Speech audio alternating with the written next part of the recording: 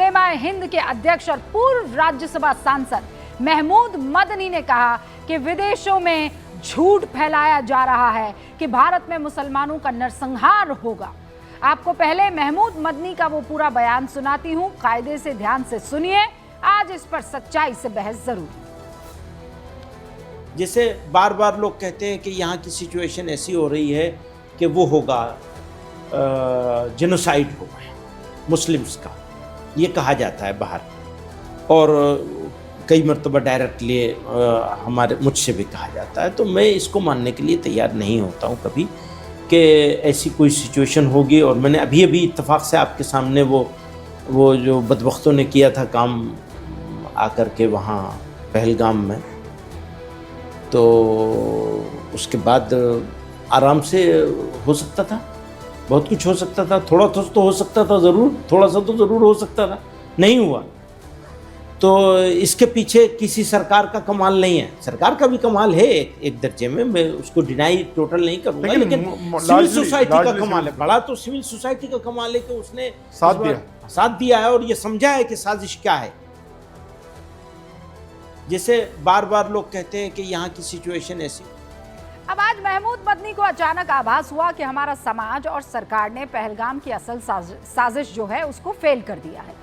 लेकिन मदनी साहब, पूरे अदब व एहतराम के साथ मैं ये बात आपसे कहना चाहती हूँ, मदनी साहब, ये देश तो हमेशा से ऐसा ही है, ये पहलगाम के बाद ऐसा हुआ है नहीं।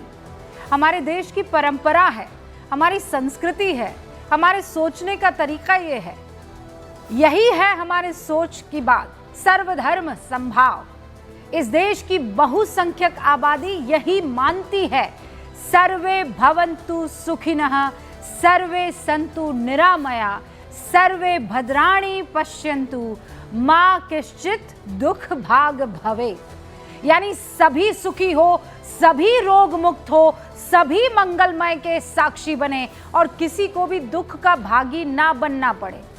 ये भारत है। इसमें यह नहीं कहा है कि सिर्फ सनातनी सुखी रहेगा, सिर्फ हिंदू सुखी रहेगा, सिर्फ उसके हिंदू के भाग को, उसने कहा सर्वे भवन्तु सुखिनः, सब सुखी रहे। जैसी सोच के साथ सालों से हम लोग जी रहे हैं। किसी की तरक्की की कामना के लिए ना धर्म देखा गया, ना उसका ईमान देखा गया।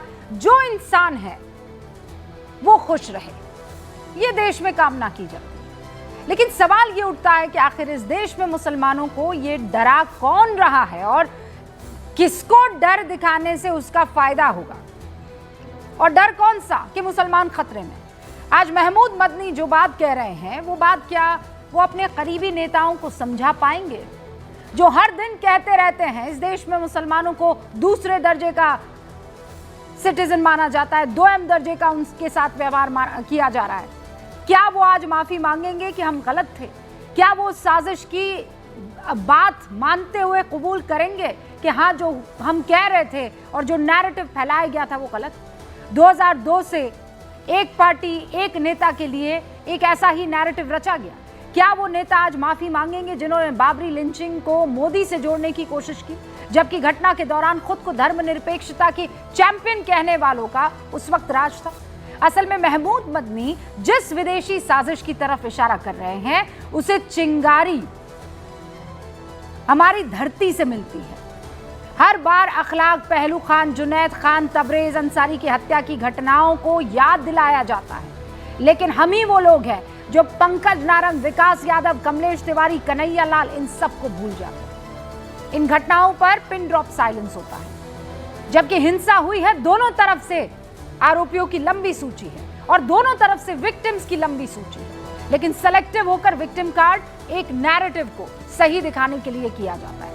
देश में सीए का कानून बनता है, उसका उद्देश्य पड़ोसी देशों के अल्पसंख्यकों के लोगों को नागरिकता देने का होता है, लेकिन भ्रम फैलाया गया कि मुसलमानों को देश से बाहर कर दिया जाएगा। मुस्लिम महिलाओं को 3 तलाक से आजादी दी गई। नैरेटिव बना कि मुसलमानों के खिलाफ साजिश। वक्फ कानून में बदलाव किया ताकि जरूरतमंद मुसलमानों तक वक्फ की संपत्ति का लाभ पहुंचाया जा सके, लेकिन मुसलमानों को क्या कहा गया कि उनके साथ दोहरा रवैया अपनाया जा रहा है। मंदिर की संपत्ति पर पहले से ही जबकि सरकारों का कंट्रोल है, एवरीबॉडी नोस। जम्मू कश्मीर से धारा 370 को हटाया गया, तो भ्रम फैलाया गया कि ये मुसलमानों के खिलाफ है, साजिश है। जबकि ये कश्मीर को भारत से पूरी तरह जोड़ने के लिए था। और आज कश्मीर से आप जाकर पूछिए, उस जमीन पर मौजूद रहकर कश्मीरियों से बात कीजिए, वो इस बात को मानेंगे। इन सब मुद्दों पर देश में मुस्लिम नेताओं, मुस्लिम धर्मगुरुओं, विपक्षी पार्टियों की तरफ से मैं आज ये कह सकती हूं, इस डर को फैलाया गया। आज क्या महमूद मदनी के बयान के बाद वो सारे लोग माफी मांगेंगे जो हर दिन ये डफली बजाते रहे कि भारत में मुसलमान खतरे में? गूंज में कुछ सवाल आज बहुत जरूरी है। जो बात मदनी साहब आज कह रहे हैं या उन्हें समझ आई, वो देश के मुसलमान कब समझेंगे? भारत में मुसलमानों के अंदर जो ये खौफ पैदा किया जा रहा है, इससे किसे सियासी फायदा हो रहा है? क्या सियासी फायदे के लिए विदेशी साजिश को भी स्वीकार किया जा रहा है? शुरू करते हैं गूंज।